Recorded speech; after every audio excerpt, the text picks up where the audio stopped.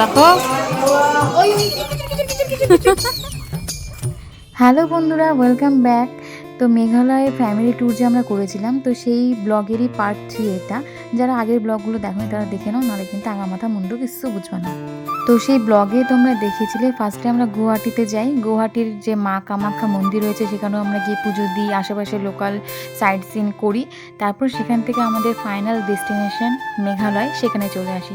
তবে রাস্তাটা কিন্তু এতটা ইজি ছিল না, সারাটা দিন জার্নি, প্রচণ্ড ধকল হয়ে গেছে। তো আমরা একদম রাতে এসে পৌঁছই। আর ছিল যেহেতু দুর্গাপূজার মরশুম, তো সেখানেও দুর্গাপূজা হচ্ছিলো। আর আমরা ছিলাম একটা প্রপার হিন্দু যে এরিয়া রয়েছে সেখানে, মানে পাশে দুর্গাপূজা হচ্ছিল। তো এসেই ফার্স্টে টিফিন করি আমরা। সেদিন রাতের আর ডিনারের ভিডিও করিনি, কারণ প্রচণ্ড টায়ার্ড ছিলাম। তো পরের দিন সকাল সকাল আমরা উঠে পড়ি, উঠে রেডিও হয়ে যাই আর আমাদের ব্রেকফাস্ট করতে চলে আসি। ব্রেকফাস্ট আমাদের দারুণ, আমাদের প্রত্যেকটা খাওয়া দাওয়াই খুব ভালো ছিল। আজকের ব্রেকফাস্টে ছিল ছোলে ভাটোরে, সাথে পায়েস। পায়েস খেয়ে দেবাই ঘুরতে আসে, তাও আবার এতটা টেস্টি। আর ডিম সিদ্ধ তো সবার জন্য ছিল, আমি ডিম খাই না জন্য সেটা দেখাইনি। জায়গাটা সুন্দর। কি করে আমরা এখন গাড়িতে উঠবো। আমাদের গাড়ি আসছে, ওই যে দেখো। কেমন লাগছে আজকের লুকটা প্লিজ কমেন্ট করে জানাও। ভালো লাগছে? ব্যাগটা আপাতত মিঠির জন্য এত এই ব্যাগটা নিয়েছি, পরে ভালো ব্যাগ নেবো, ফটো তুলবো। আমরা এখন চলে এলাম এলিফ্যান্ট ফলস দেখতে।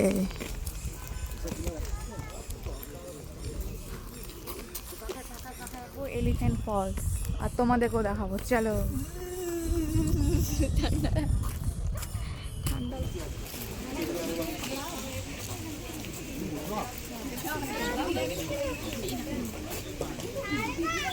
ये सब बैग कितने का है? 1200।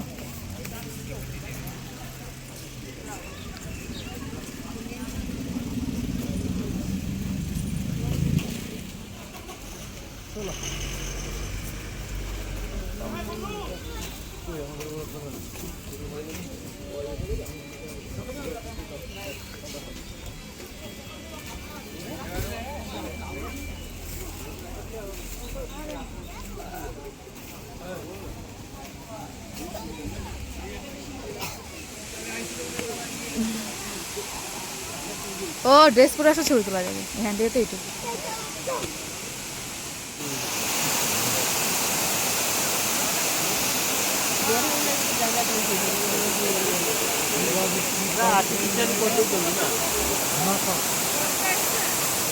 যে ঝর্ণাটা তোমরা দেখতে পেলে সেটা ওপর থেকে আবার নিচের দিকে গেছে। তো আমি জানতাম না, আমি গিয়ে দেখি ও বাবা, নিচেও সিঁড়ি আছে। আর হচ্ছে সবাই সেখানেই ভিড় করছে, মানে ওখানে ছবি তোলার একটা ভালো জায়গা রয়েছে। আর এত দূর যেহেতু আসছি, ছবি তো অবশ্যই তুলতে হবে। তো যতটা ইজিলিভাবে নেমে গেছিলাম, এই যে দেখতে পাচ্ছ ভিড়, এই এখান দিয়ে গিয়ে সিঁড়ি, তো এই যে ওপর দিয়ে নিচে নামতে হয়। ও ভাই, নামার সময় তো ঠিক আছে যেমন তেমন, কিন্তু ওঠার সময় যে কি কষ্ট হয়েছিল, কিন্তু সিনটা জাস্ট ফাটাফাটি ছিল।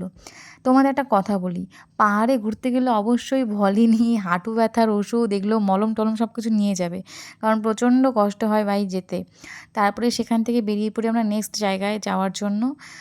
সেভেন সিস্টার ফল যেটা ছিল এখান থেকে, মানে বেরিয়ে সেখানে যাচ্ছি। আর যেতে যেতে এত সুন্দর ভিউ, এত অপূর্ব লাগছিল দেখতে, কি বলবো আর। সিস্টার ফল দেখতে দারুণ ভিউ, দারুণ জায়গা, তোমাদেরকেও দেখাবো। দেখো গাড়ি ভর্তি লোকজন সবাই।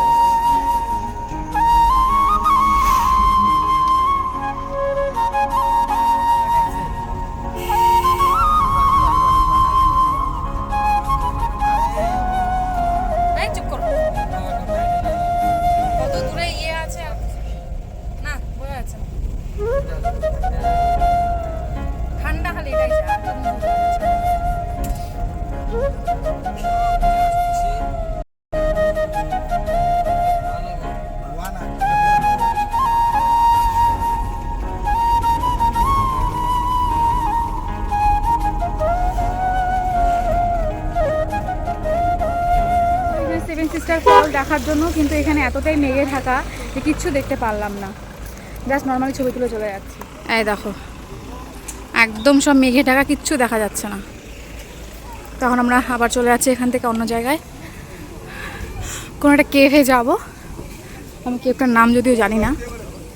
চলো। তবে কি বলো তো, এত ছোট বাচ্চা নিয়ে এত দূরে ঘুরতে যাওয়া এটা মোটেও একটা মানে ইজি ব্যাপার না, প্রচণ্ড টাফ। তবে মিঠি প্রচণ্ড মানিয়ে নেয় সব কিছু, মানে ও ঘুরতে গেলে ও যেমন যেই পরিবেশে নিয়ে যাবা ও সেটাকে সেইভাবেই মানিয়ে নেয়। এটা একটা আমাদের প্লাস পয়েন্টের জন্য আমরা ওখানেই ঘুরতে যেতে পারি। তারপর সেখান থেকে আমরা চলে আসি এই মৌসুমি কেভ নামে যে জায়গাটা, এখানে এখন যাব। এখানে গিয়ে ভয়ঙ্কর অভিজ্ঞতা, যেটা তোমাদের সাথে শেয়ার করবো, দেখাচ্ছি। তবে এই জায়গাটা খুব সুন্দর ছিল, একটু পাহাড়ের উপরের দিকে উঠতে হবে, তারপরে সেই কেভটা ছিল। গুহার কথা শুনে আগেই সবাই হাত তুলে দিয়েছে যে যাবে না। মিঠির পাপা, মিঠি, মা, বাবা ওদের মানে ওরা বাইরেই ছিল, আর গেছিলাম হচ্ছে আমি, রনি আর বুনু।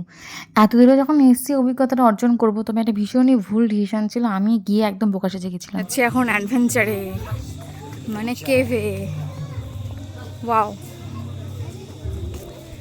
জাস্ট দেখো ভিউটা।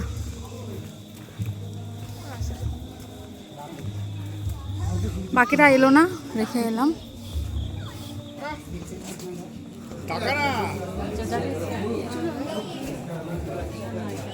জায়গাটা জাস্ট দেখো তোমরা সবাই।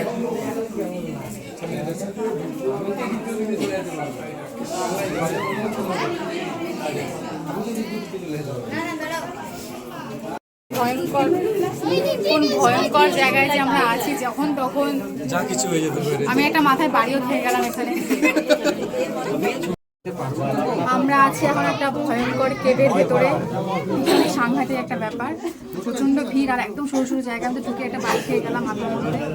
তা আমি বুনো আর রনি এসেছি, তোমরা দেখাচ্ছি। সেই ভয়ঙ্কর গুহা থেকে বাইরে বেরিয়ে এসেছি, মানে প্রাণ নিয়ে হাতে নিয়ে বেরিয়ে এসেছি জন্য আমরা আনন্দে নাচানাচি করছি। কারণ গিয়ে আমার তো প্রচণ্ড ভয় লাগছিলো, মানে একটা আমার মনে হচ্ছিলো এই যদি ভূমিকম্প হয় আমাদের কী দশা হবে। যাই হোক, তারপর সেখান থেকে বাইরে এসে দেখি যেরকম ড্রেস পরে, বেশ লোকাল ড্রেস পরে ছবি তোলা হচ্ছে। তো আমার তো এগুলো ভীষণ ভালো লাগে, তোমরা জানোই। তো মিঠির পাপাকে বহুত রিকোয়েস্ট করে, ও তো এগুলো পছন্দই করে না, বহুত রিকোয়েস্ট করে তারপরে আমরা ফাইনালি ড্রেস পরি। এ দেখো মিঠির পাপাকে পরানো হচ্ছে, ওর বাবাকে দেখেই তো হাসি পাচ্ছিল, আর আমাকেও পরিয়ে দিয়েছে। দেখতে লাগছিল বেঢঙ্গা, মানে কেমনই যেন ড্রেসটা ছিল, কিন্তু একটা স্মৃতি। এই যে দেখো মিঠি, মিমিও সেজেছিল, মিঠি কি মিষ্টি লাগছে, ওদের থেকে খুব ভালো লাগছিল। কিন্তু আমাকে কেমন লাগছিল তোমরা একটু কমেন্ট করে বলো তো। আমাকে তো মনে হচ্ছিলো মানে কি বলবো, আমি আর মুখে আনলাম না, থাক। তো সেই ড্রেস পরে আমরা প্রচুর প্রচুর ছবি তুলি, ভিডিও বানাই, রিলস করি। আর একটা অন্যরকম মানে অভিজ্ঞতা, এরকম ড্রেস তো আমরা সচরাচর কোনোদিনও পরিনি, আর কোনোদিনও পরাও হবেও না। এগুলো এখানেই লোকালেই পাওয়া যায়। তো দেখো মিঠিকে দেখো কত সুন্দর লাগছে, তোমাদের জন্য এই যে ভিডিওগুলো করেছি। আর ওখানে না ফটোগ্রাফার ছিল, তার যারা হচ্ছে এরকম পোজ বলে দিচ্ছিলো, আর ওদের ডিএসএলআর ক্যামেরাতে ছবি তুলে দিচ্ছিলো, সেগুলো আমরা বের করেছিলাম। তো এই ছিল আজকের ব্লগ। নেক্সট ব্লগ খুব তাড়াতাড়ি আসবে। আমরা আরও অনেক জায়গায় ঘুরেছিলাম, অনেক মজা করেছিলাম। তো এই ব্লগটা এখানে শেষ করছি, দেখা হচ্ছে নেক্সট ভিডিওতে। টাটা।